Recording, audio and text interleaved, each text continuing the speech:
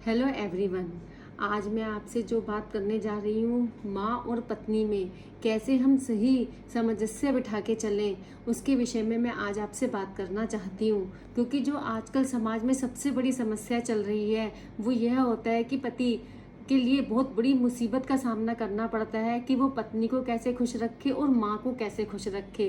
क्योंकि जो माँ है वो माँ ही है। माँ एक छोटा सा शब्द है, लेकिन माँ उसमें भगवान खुद नहीं आ सकते, इसीलिए उसने माँ बनाई है। एक छोटे से घर का गूगल होती है माँ, जो तुम्हारे सामान से लेके तुम्हारी भावनाओं तक को समझ सकती है।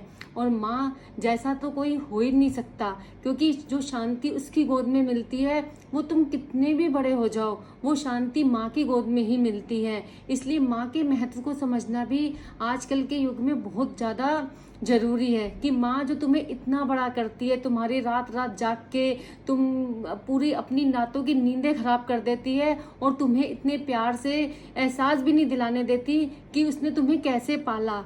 और पत्नी पत्नी भी अपना घर छोड़ के तुम्हारे लिए आती है। तो आज हमारे जीवन में दोनों को सामंजस्य बिठा के रखना बहुत जरूरी है। क्योंकि पत्नी वो भी तो, तुमने तो अपना जन्म दिया, उसका ध्यान रखा, पत्नी भी तो अपने जन्म देने वालों को तुम्हारे लिए और तुम्हारे परिवार के लिए छोड़ के आती है।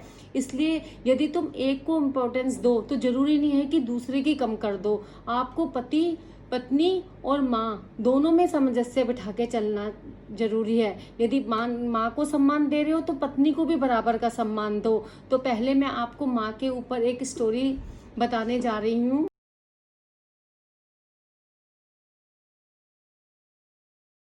कि एक लड़का होता है, वो अपनी माँ से बहुत प्यार करता होता है और वो एक छोटे से घर में रहते होते हैं। और वो जब तक बेटा नहीं आता जब तक खाना भी नहीं खाती और अपने बेटे को बहुत प्यार करती थी।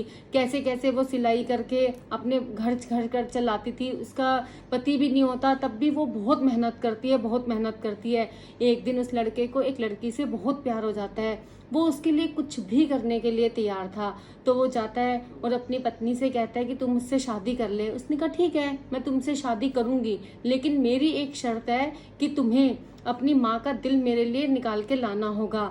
तो वो कहता है कि क्या बात कर रही है, तेरे लिए तो मैं कुछ भी कर सकता हूँ, माँ का दिल तो एक बहुत छोटा होता है, कोई दिक्कत नहीं है, मैं तेरे लिए माँ का दिल लेके आऊंगा। वो बेचारी, उसकी जो माँ होती है वो बैठी होती है, खाना परोस के बैठी होती है और बहुत देर से इंतजार करती होती है कि कब मेरा बेटा आएगा तो मैं खाना खाऊंगी उसके साथ।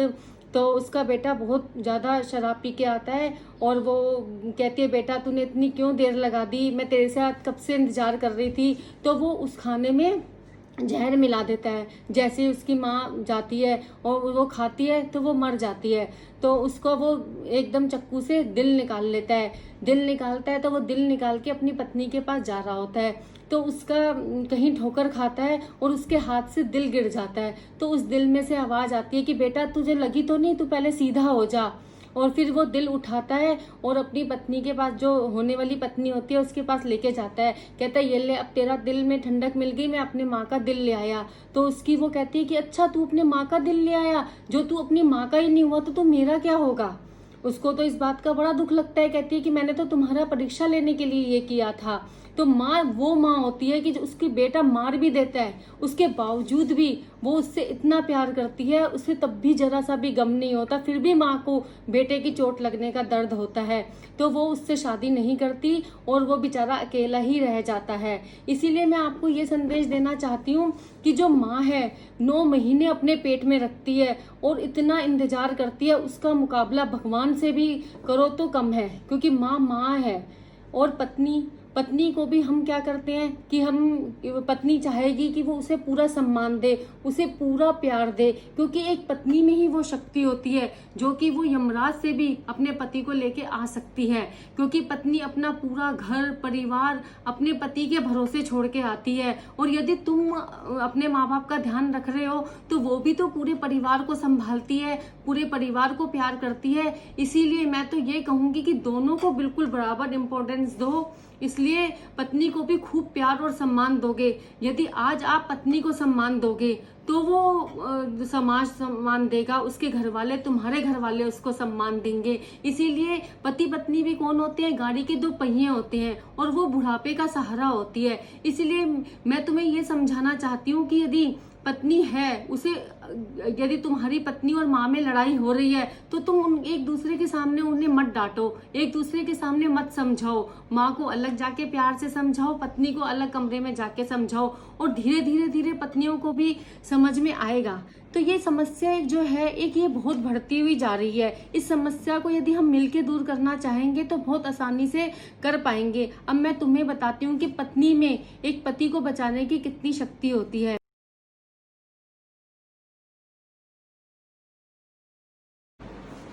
एक राजा होता है, उसकी कोई संतान नहीं होती, वो बहुत यज्ञ कराता है, पुण्य कराता है कि उसकी कोई संतान हो जाए, वो बहुत परेशान होता है। तो बहुत यज्ञ और पुण्य कराने के बाद उसकी एक कन्या होती है, तो वो उसका नाम सावित्री रखता है, और फिर वो बहुत बड़ी हो जाती है, कैसे समय पता ही नहीं चलता कैसे बीत जाता है, और वो विवाह के योग्य हो जाती है।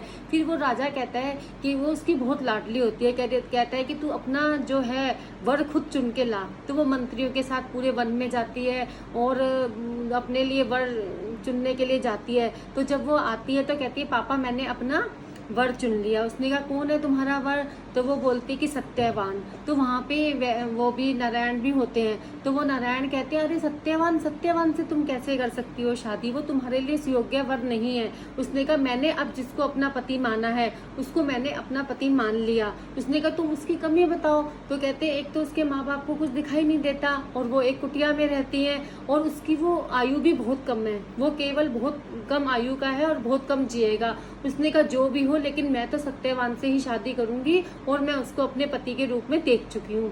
तो कैसे तैसे उसका जो पिता होता है वो उससे सत्यवान के साथ शादी करा देता है। तो उसे पता होता है कि 4 साल बाद मेरा पति जो है वो नहीं रहेगा। तो वो बहुत प्यार करती है अपने पति से, सारे पत्नी धर्म निभाती है। जो जब उसका मरने वाला दिन होता है उस दिन उसका पति लकड़ी काटने जा रहा होता है, तो सावित्री कहती है मैं भी आपके साथ जरूर चलूंगी। तो अपने सास ससुर से आज्ञा लेती है और वो चली जाती है उसके साथ। फिर जो सत्यवान होता है वो लकड़ी काट रहा होता है पेड़ से, तो उसके बहुत तेज सिर में दर्द होता है और वो लेट जाता है। तो सावित्री तो समझ जाती है कि मेरे पति की अब आयु नहीं बची है, तो वो अपनी गोदी में उसको लिटा लेती है।